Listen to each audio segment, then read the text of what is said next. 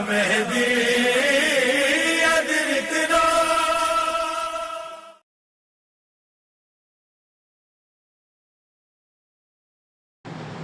لا حول ولا قوة إلا بالله العلي العظيم. أعوذ بالله من الشيطان الرجيم. بسم الله الرحمن الرحيم.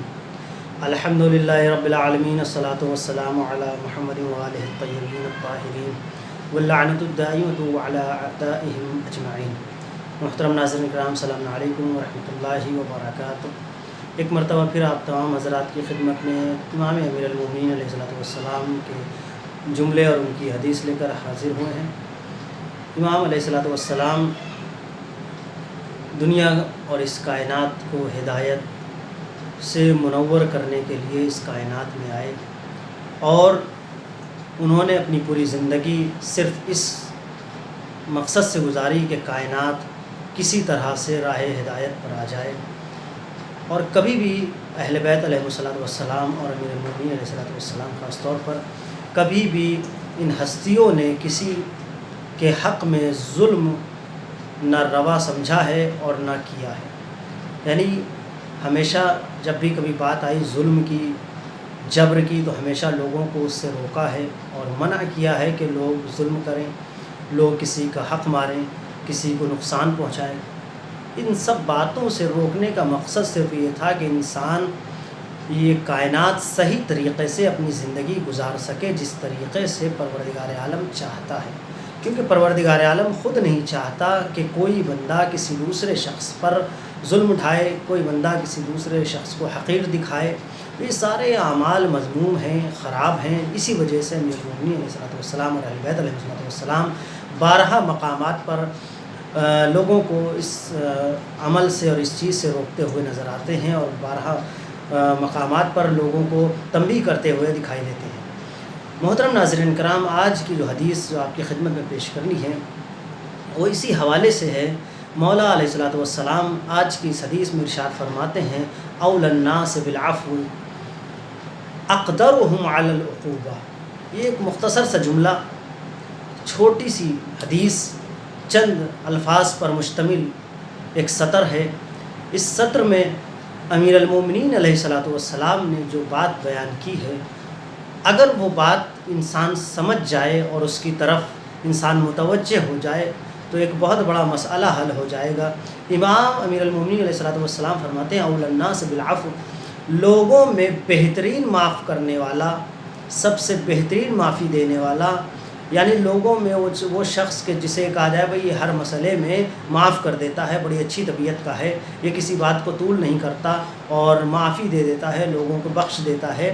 فرماتے ہیں سب سے بہترین وہ شخص کہ جو معاف کرنے والا ہے، بخش دینے والا ہے، وہ ہے، مولا فرماتے ہیں وہ ہے کہ جو اس وقت معاف کرے جب اسے کسی ایسی شخص پر قدرت حاصل ہو جائے کہ جس پہ وہ قادر نہیں ہو سکتا تھا.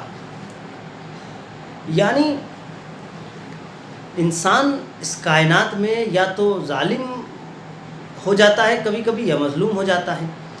مولا فرماتے ہیں دیکھو ظالم تو بننا مناسب ہی نہیں، کہیں سے کہیں تک اچھی بات نہیں ہے، اور یہ اسے خدا بھی پسند نہیں کرتا، بلکہ خدا بند متعال حدیث قدسی میں ایک جگہ ارشاد فرماتا ہے الظالم السیف انتقم بہ وانتقم منہ، کہ ظالم میری تلوار ہے ایسی کہ جس کے ذریعے سے میں لوگوں سے جو مجھے پسند نہیں ہیں، جو مجھے میری معصیت کرتے ہیں، ان سے بھی بدلہ لے لیتا ہوں، اور خود وہ چونکہ ظالم ہو جاتا ہے تو وہ بھی عقوبت کا حقدار ہو جاتا ہے، وہ بھی سزا کا حقدار ہو جاتا ہے، میں اس سے بھی بدلہ لے لیتا ہوں. تو یہ پروردگار عالم تو ظالم کرنا یعنی ہونا ہی نہیں چاہیے. پروردگار عالم یہ کہتا ہے کہ ظالم نہیں ہونا چاہیے، لوگوں کو اور بندوں کو ظالم نہیں ہونا چاہیے. اب ایک دوسری شق ہے جو ہے مظلوم کی، یعنی ایک دوسری صنف ہے جو ہے مظلوم کی. اب یہ بات ہے کہ اب مظلوم اگر کوئی شخص ہے تو کس طرح سے انسان جو ہے یہ کہا جائے گا بھائی یہ مظلوم ہے اور اس کے باوجود اسے جو ہے بڑی قدرت حاصل ہے. اور اس طرح سے فرماتے ہیں کہ امام فرماتے ہیں دیکھو اگر کوئی شخص مظلوم ہے مثلا، اور مظلوم شخص یہ کہے کہ بھائی ہم نے فلاں کو معاف کیا، ایک مظلوم ہے وہ کہہ رہا ہے میں نے فلاں ظالم کو معاف کیا، تو یہ کوئی معافی کا مقام نہیں ہے. یہ تو آپ مظلوم ہیں، آپ کے پاس قدرت ہی نہیں ہے، آپ کے پاس طاقت ہی نہیں ہے، آپ کے پاس کوئی طریقہ ہی نہیں ہے، آپ اگر معاف کر رہے ہیں تو یہ آپ کی معافی قابل قبول نہیں ہے. کیوں؟ اس لیے کیونکہ اگر آپ کے پاس قدرت ہوتی، طاقت ہوتی تو ہم سمجھتے کہ ہاں آپ معاف کر رہے ہیں تو ایک بڑا کام کر رہے ہیں. آپ ظالم کے حق میں یہ کہہ رہا ہے، کوئی شخص ظالم کے حق میں یہ کہہ رہا ہے جو مظلوم ہے کہ میں نے اس ظالم کو معاف کیا خدا کے لیے. کس چیز کے لیے معاف کیا؟ معافی کیسی؟ اس لیے کیونکہ یہ ظالم ہے، اس کے پاس قدرت ہے، آپ کے پاس قدرت نہیں ہے، تو معافی کیسے آپ نے دے دی؟ معافی اس وقت وجود میں آئے گی کہ جب یہی مظلوم، اب جو مولا فرما رہے ہیں وہ اس بات کو اس طرح سے ہم سمجھنے کی کوشش کرتے ہیں کہ مولا فرما رہے ہیں کہ وہ شخص زیادہ معاف کرنے والا بہتر ہے کہ جو اس وقت معاف کرے جب اسے قدرت حاصل ہو جائے.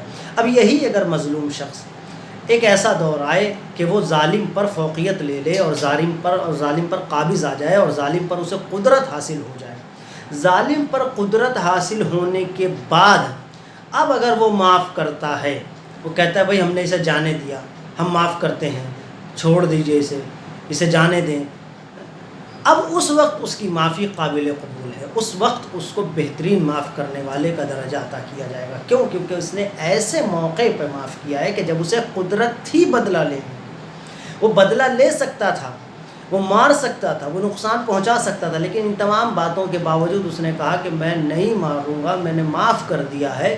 تو اس کا مطلب یہ ہے کہ اس نے ایک بڑا کام کیا ہے، ایک اچھا عمل انجام دیا ہے. اس نے طاقت ہونے کے باوجود اس سے اپنا بدلہ نہیں لیا، کسی قسم کی اس کو ایذا نہیں دی، کوئی ضرر نہیں پہنچایا. تو اس کا تعلق اس وقت ہے کہ جب انسان قادر ہو، جب انسان کے پاس قدرت ہو. ایک شخص جس کے پاس قدرت ہی نہیں ہے، خود مظلوم ہے، بیچارہ ہے، وہ کیسے کسی کو معاف کر سکتا ہے؟ تو عزیزان گرامی، محترم ناظرین کرام، ہمیں اس بات کا خیال رکھنا چاہیے اور ہمیں اپنی زندگی میں اسی طرح سے ہونا چاہیے کہ ہم یہ دیکھیں کہ آیا کہیں ایسا تو نہیں کہ ہم اس فہرست میں ہیں کہ لوگوں کی معافی کا سلسلہ بڑھاتے جا رہے ہیں. تو کہیں یہ تو نہیں کہ ہم قادر نہیں ہیں اور ہم بس اپنے لیے اور اپنے آپ کے لیے مدح اور ثنا بٹور رہے ہیں اور اکٹھا کر رہے ہیں کہ چلو بھائی بہت زیادہ لوگ ہماری تعریف کریں گے، ہم نے فلاں کو معاف کر دیا. کیونکہ یہ اس وقت متحقق ہوگا، اس وقت کہا جائے گا کہ آپ نے معاف کر دیا یا ہم نے معاف کر دیا، کہ جب کسی ایسے شخص کو معاف کیا جائے جس پر ہمیں قدرت حاصل ہو جائے، تو اس وقت بہترین. اور یہیں سے ہمیں یہ سمجھنا چاہیے کہ پروردگار عالم جب ہمیں معاف کرتا ہے، پروردگار عالم جو ہمیں ہمارے گناہوں کو بخش دیتا ہے اور ہمیں معاف کرتا ہے، چونکہ وہ ہم پر قادر ہے، ہم پر قدرت رکھتا ہے، اس لیے اس کی اس معافی کو بہت بڑی معافی کہا جائے گا. اور یہ کہا جائے گا اس نے یعنی ایک بہت مستحسن عمل ہے، بہترین عمل ہے. یعنی قدرت رکھنے کے باوجود خدا اپنے حق میں کیے ہوئے ہر گناہ کی سزا دے سکتا ہے، ہر گناہ کا عذاب دے سکتا ہے، لیکن اس کے باوجود اگر وہ بندے کو معاف کر دے، بندے کو بخش دے، تو اس وقت وہ لائق حمد و ثنا ہے، اس کی تعریف کی جائے گی. اور یہاں پر یہ بات بھی غور طلب ہے کہ ہم اسی لیے پروردگار عالم کی بارگاہ میں یہ دعا کرتے ہیں، پروردگارہ ہمارے ساتھ عدل سے کام نہ لینا، کیونکہ عدل کا تقاضا پھر یہ ہوگا کہ جس نے گناہ کیا اس کو سزا دینا ہی دینا ہے، جس نے صحیح عمل انجام دیا اس کو جزا دینا ہے. ہم یہ دعا کرتے ہیں پروردگار فضل سے کام لینا، یعنی تیرا فضل ہمیں بخش سکتا ہے، تیرا فضل ہمیں معاف کر سکتا ہے، لیکن اگر عدل کی بات آ جائے تو پروردگارہ ہم بخشش کے لائق نہیں ہیں، ہم معافی کے لائق نہیں ہیں. تو وہاں پر پروردگار عالم کی حمد و ثنا ہو سکتی ہے اور ہونی چاہیے، کیونکہ وہ ہمیں اتنا موقع دے رہا ہے، اتنے گناہوں کے باوجود اتنا موقع دیتا ہے اور معاف کر دیتا ہے. تو اس سے بہتر کون ہے معاف کرنے والا، اور اس سے بہتر کوئی ہو بھی نہیں سکتا معاف کرنے والا. محترم ناظرین کرام، ہمیں اپنی زندگی کو اس طریقے سے گزارنا چاہیے، اسی عنوان سے گزارنا چاہیے کہ پروردگار عالم ہمیں ہمیشہ اس طرح سے دیکھے جس طرح وہ دیکھنا چاہتا ہے. کہیں ایسا نہ ہو کہ پروردگار جہاں ہمیں نہیں دیکھنا چاہتا وہاں ہمیں دیکھے. محترم ناظرین کرام، آج کے لیے بس اتنا ہی. انشاءاللہ پھر کل ایک دوسری حدیث کے ساتھ حاضر ہوں گے. تب تک کے لیے آپ کی خدمت سے وداع چاہتے ہیں. السلام علیکم ورحمۃ اللہ وبرکاتہ. یا مہدی